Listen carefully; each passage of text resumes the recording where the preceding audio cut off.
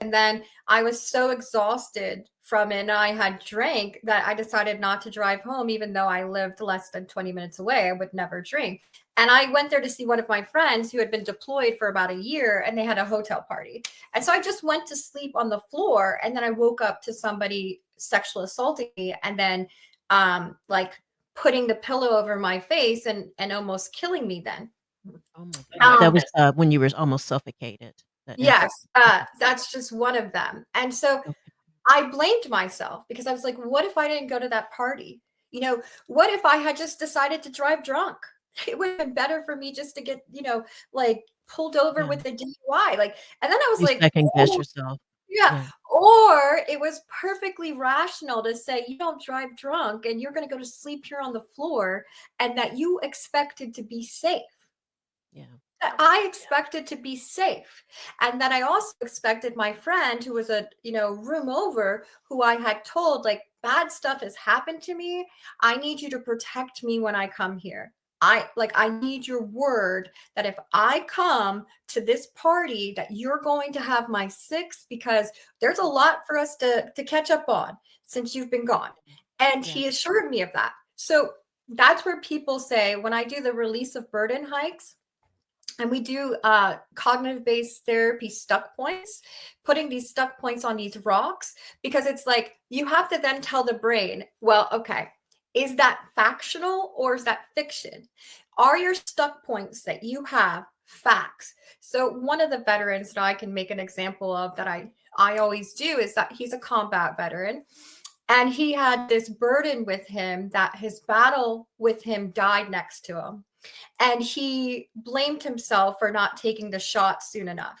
And one of the things that we had to really get to work through his stuck point was, that shame of I was a Guilt better and shame. shot. Yeah. I have this guilt, I have this shame that I didn't pull it fast enough. So we went on the hike, and I because I make people take their stuck points and put it in a rucksack with me, and then I carry the weight of their PTSD.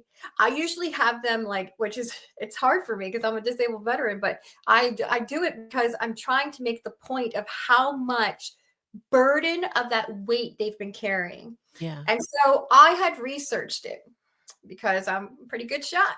So I said, okay.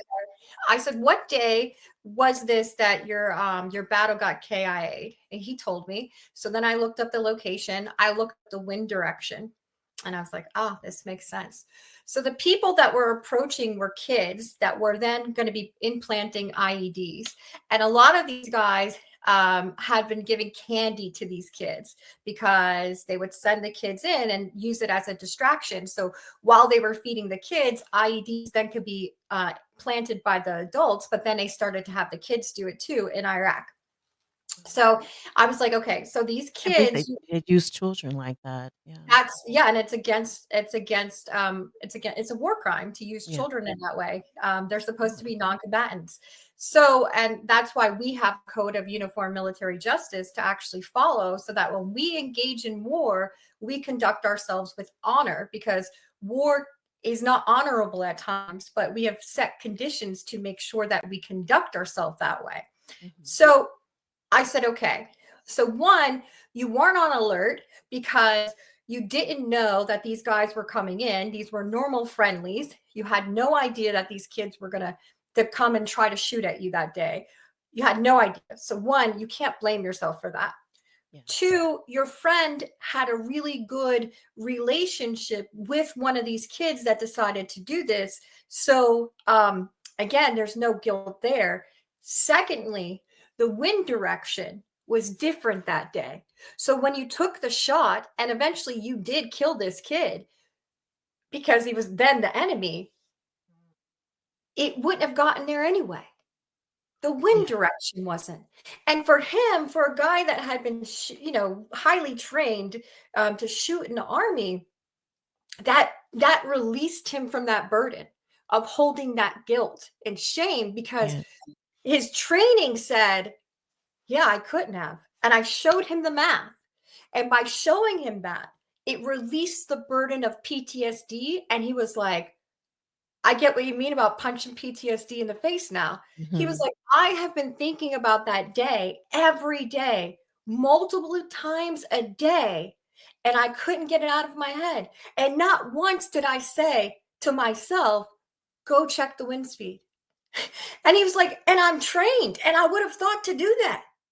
And I'm like, Yeah, yeah. "Oh, that's why." I said, "But your brain changed." It's So yeah, yeah. you wouldn't And have been able to rationally think something like that because PTSD wants you to hold on to this, and it mhm. wants the years of your life from you. Yeah, It and not wants only all of it. yeah, and not only that, Audrey, I'm sure you can relate to this, having a heavy conscience and guilt can make you a messy person, it can make you vindictive, it can make you push people away in your life. The more you obey C.S. Lewis talks about this, the more you obey your conscience, the more it will demand of you, and you'll hate it. So if you don't let go of guilt, forgive yourself for whatever you've done, it's gonna control you, and it can make you toxic. It can really make you a toxic person, and I've seen it, just in myself and other people. You have to let it go, or you're never gonna be a happy person. You're gonna make everyone else around you unhappy. Well, I That's always say you control your own happiness. That when yeah. people say, "I want to be with this person because I want to be happy," it means that you're not happy. Yeah, you're codependent.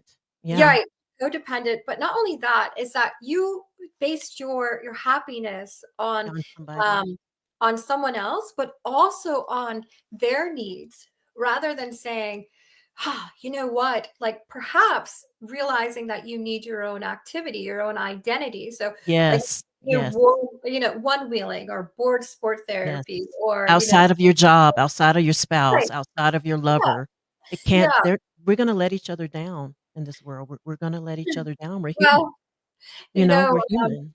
art I think art therapy is a really good outlet for people, but it's the realization that you make yourself happy and that Mm, while other people's energy can come into your experience, it's realization that you stop their energy and your energy is your own, and that is how you control your own happiness. So yes, yes, yes. there are bad things that happen.